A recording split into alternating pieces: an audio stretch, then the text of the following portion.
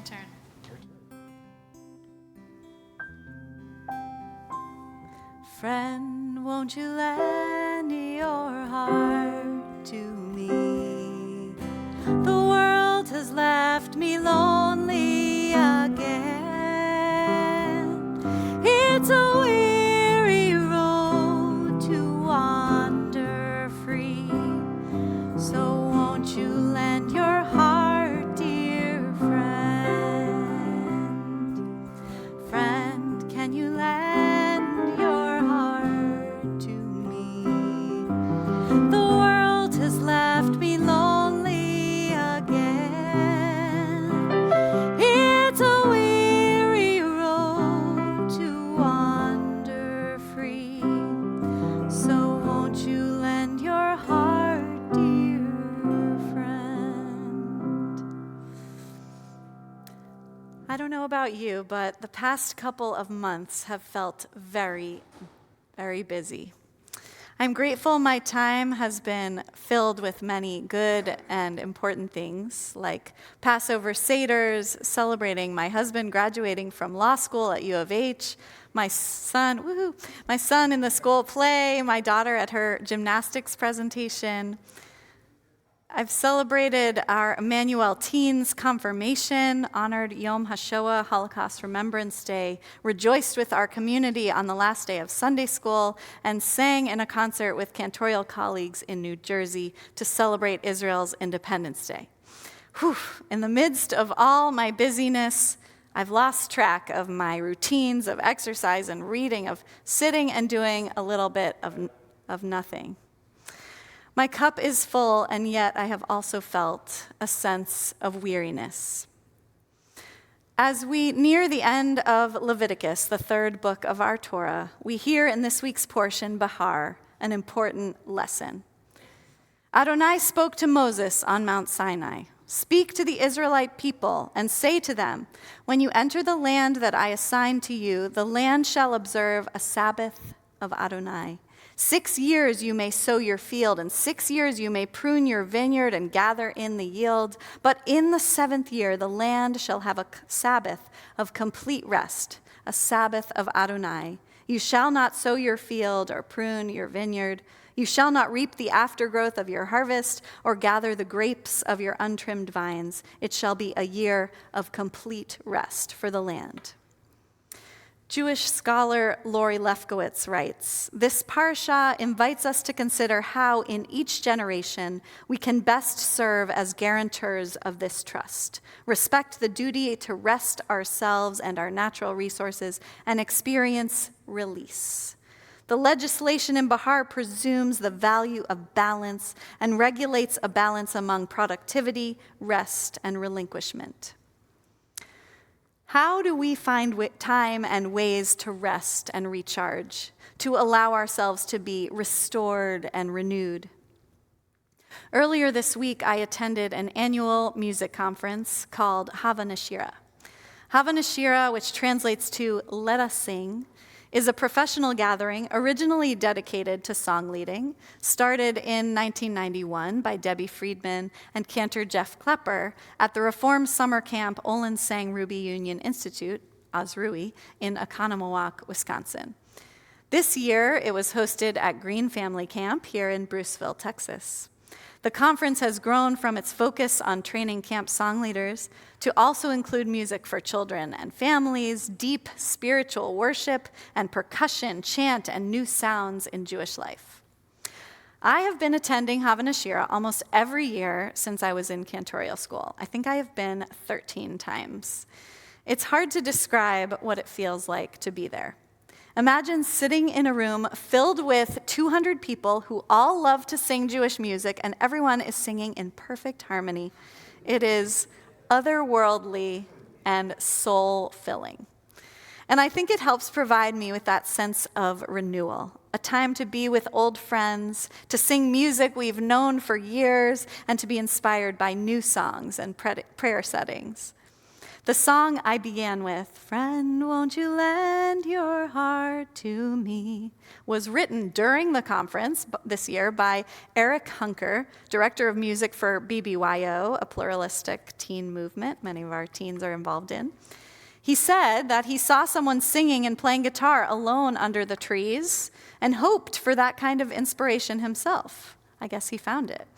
I, too, go to Havanashira hoping for inspiration, to feel recharged so I can come back and do my best work here at Emmanuel. This year, I experienced something completely new and different. I went to a session taught by Meta Cohen, a college student studying vocal harmony at Berklee School of Music in Boston. On Monday afternoon, I attended her session on circle singing. I imagined we would sit in a circle, and Meta would pull out her guitar, and we would sing songs, maybe about peace or healing. Well, it was not that. Instead, it was a vocal harmony game.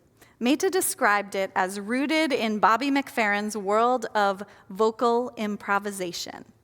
We were about 25 people, and she had us stand in one big circle. She came into the middle and started snapping to create a beat. Then she started making up parts that she would give to one section of the circle, like a bass part. Do, do, do, do, do, do, do, do, do, do, do, and have them sing that on a loop, just repeating it over and over. Then she stood in the middle listening and quietly humming to herself other ideas before she came to another part of the circle and gave them a different part that went with the first one. Sometimes she would give us a part to sing. Sometimes it was a rhythm, like some kind of vocal percussion. Sometimes it was like a silly dance move. Then, after we were all doing our part for a little while and hearing them all together, she started turning off parts one by one until there was just one part left. As she left the middle of the circle, she said, "The rules are anyone is welcome to come into the middle of the circle, sing your ideas out loud to yourself before you share them, and when you finish in the circle, leave one part going so we can continue the sound." As I came to understand this exercise, I also recognized a sense of all-encompassing fear inside of me. There was no way I could go into the middle of this circle. And then I watched as person after person was brave enough to go in and try it out. I couldn't believe how confident they all were. People created a wide variation of simple melodies, intricate rhythms, and sometimes silly sounds. At one point, my Cantor friend, Josh Breitzer, who has visited us here at Emmanuel, found himself alone on a part chanting, "Party time, party time," just over and over. We all giggled with glee. We played this vocal harmony improvisational game for about 45 minutes, and it was so much fun. And after it was over, we discussed how it felt, and I admitted out loud my crippling fear, which I think was felt by some others as well. Meta asked, "If you don't mind sharing, why do you think you were scared?" And I answered, "I like to have a plan.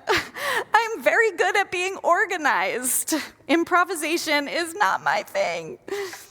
The next day, I went to a second session with Meta. This time, she taught about different ways of accessing vocal harmony, teaching us about rounds and multi-part singing.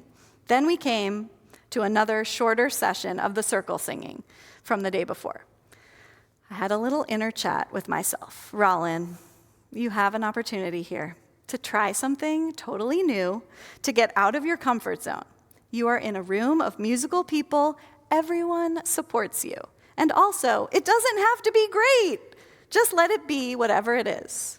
"But I'm scared," I said to myself. Time was running out. We had been circle singing for about 10 minutes or so, and Meta was about to come into the center to finish the exercise. So I forced myself to step in. My heart was racing. Meta stepped back and let me have my moment to try it out. And I will tell you, I was scared the whole time. There was so much time pressure. You just had to come up with things. So I did my best. I came up with some parts that went together as best I could. Then I finished my time, leaving one part still going like I was supposed to. I did it! I was really proud of myself for trying something new. I felt invigorated and transformed by the experience. and inspired by Meta's calm, confident presence. Our Torah teaches us this week about the importance of a Shabbat for the land, and it reminds us to find balance in our own lives, to find ways to revitalize ourselves. May we find ways to recharge amidst the busyness of our lives. May we find ways to try new things and step out of our comfort zones.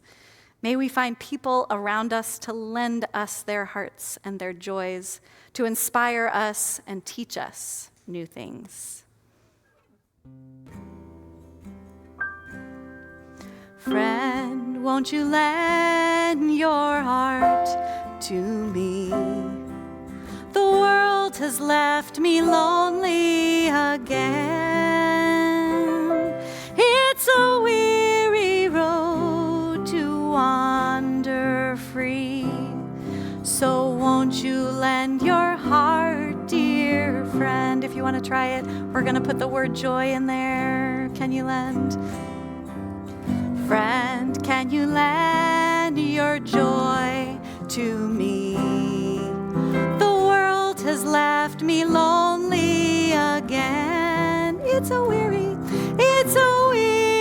road to wander free. So won't you lend your joy, dear friend? Shabbat shalom.